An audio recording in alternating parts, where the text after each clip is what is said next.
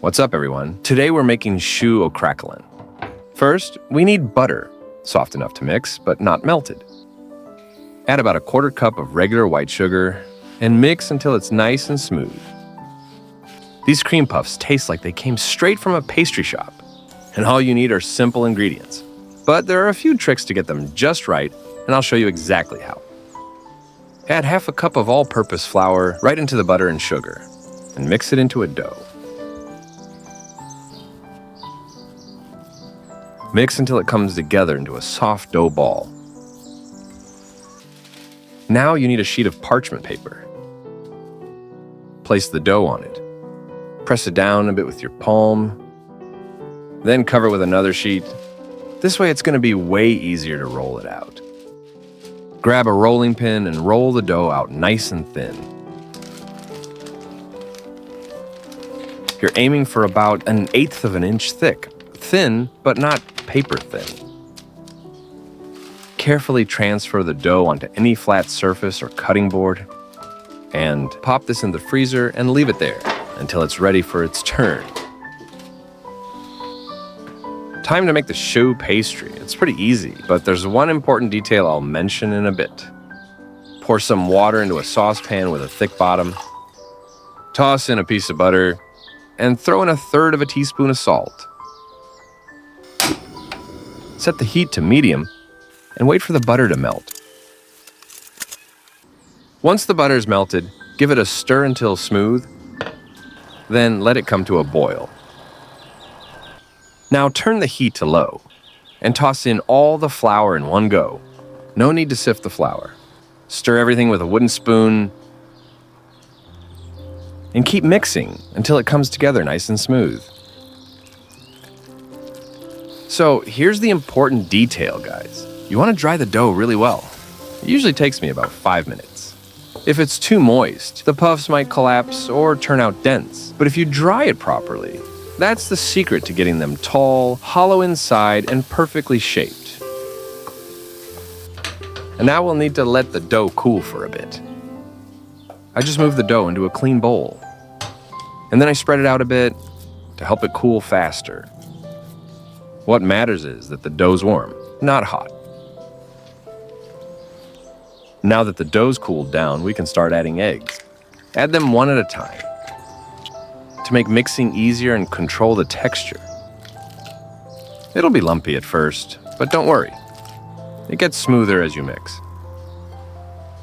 Add the next egg and mix it in again. But this isn't the texture we're looking for, not yet.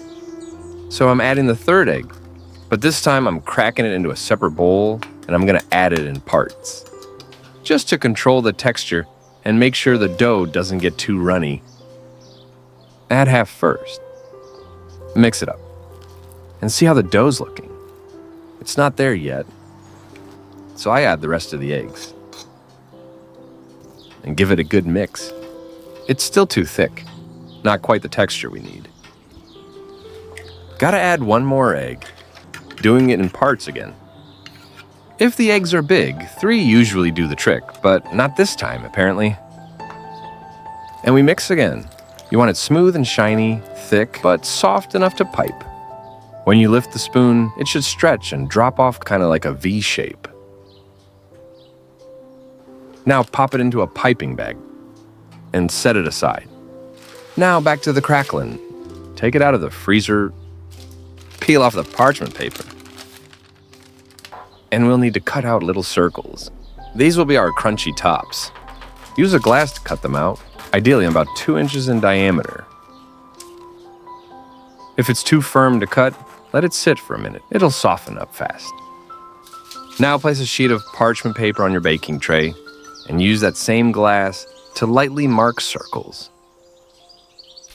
I like to dust it with a bit of flour. It helps mark the right size for the cream puffs. All right, let's finally pipe this dough, guys. Keep the bag straight and fill in those circles.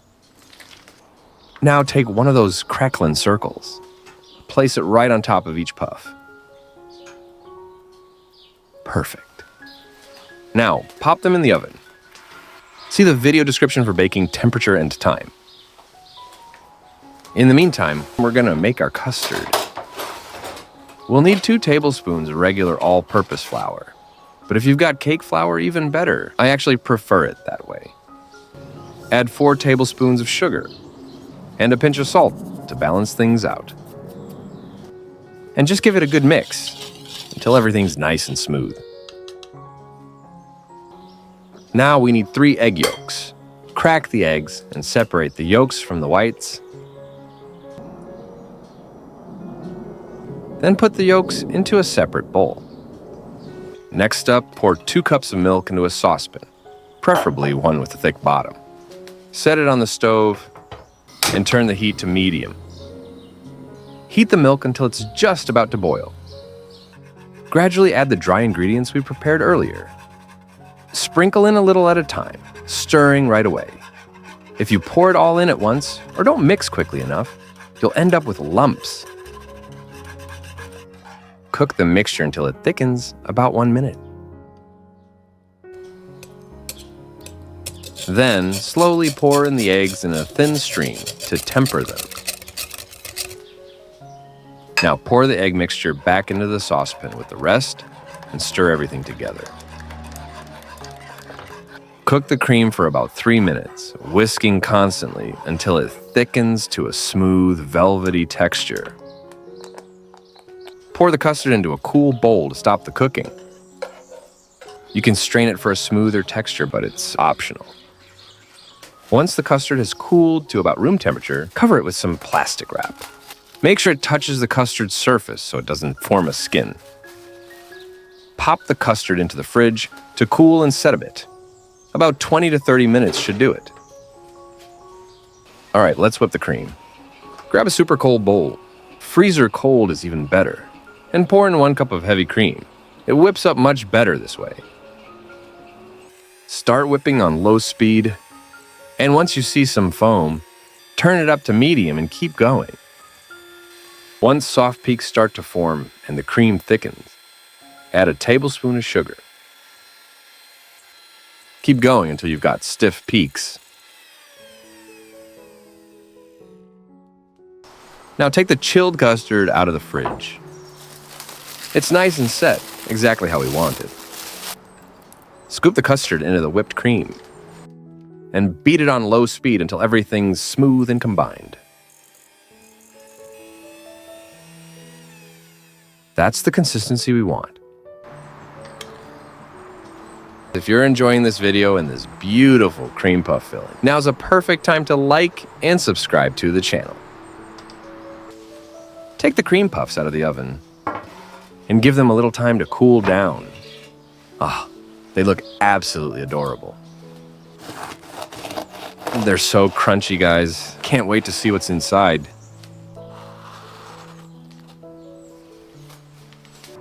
Now scoop the cream into a piping bag. Poke a little hole in the bottom of each puff and squeeze the cream inside. All right, time to cut these open, folks.